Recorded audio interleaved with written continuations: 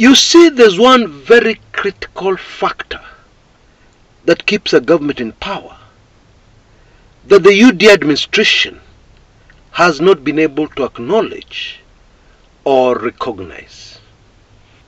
Moi recognized this thing I'm talking about so well that when pressure mounted for multi-party politics to be reintroduced into the country, and it became a song in virtually every home in the country, including the homes of the vote-rich Mount Kenya region, Moi shocked everybody by suddenly conceding and saying, yes, let's have multi-party back in Kenya.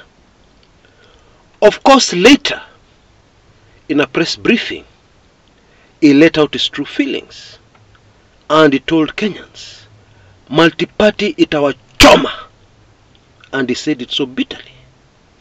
My point is, Moi saw it. Now there's a very huge cry right across Kenya right now, and that cry is about electoral justice. Very few Kenyans believe that Ruto actually won the elections. Chebukati told us he did, together with 2 other commissioners. 4 other commissioners said no. But that's all water under the bridge now. So this cry is right across the country. And it is very deadly because it is being carried by another cry right across the political divide, that the cost of living is too high. And so what some people are saying, this government, which we are not sure was elected by us, has gotten rid of food subsidies. Other countries have them.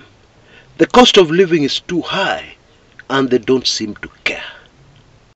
Don't fool yourself. Baba is popular. But the momentum carrying Baba now is beyond his popularity. Okay? It stretches into people who are very much against Raila just the other day. Yeah? But are now standing with him because they are fed up.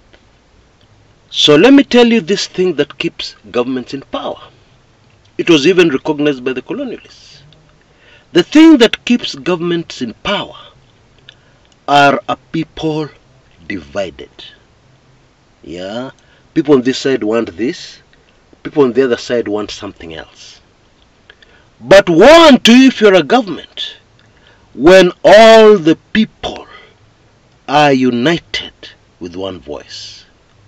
This is what happened in 1991, 1990s actually, yeah, and climaxed in 1991 when Moi was forced to say, okay, I concede, we'll reintroduce multi-party democracy. You see, what a lot of Kenyan analysts have failed to realize is that what keeps a government in power is not state machinery. It is the people. Yeah? And in many instances, people divided. And therefore the leadership in power remains the compromise.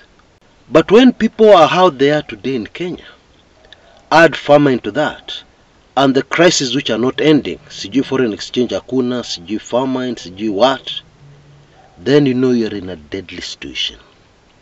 So coming back to what I started with, the UDA government seems not to have realized what we've just discussed. And now it seems they've realized, when it's very late, that they're running out of time.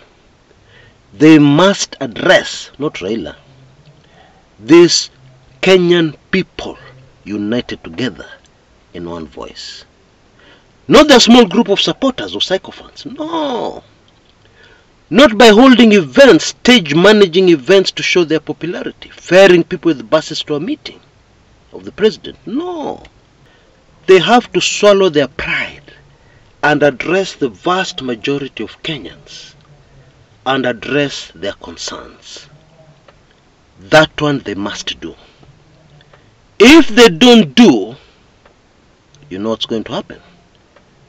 Serikali ya Ruto, kwisha maneno. And you can go back in history and study each and every case. Even very tough, strong military governments, with all the military machinery in place countrywide, have been brought down by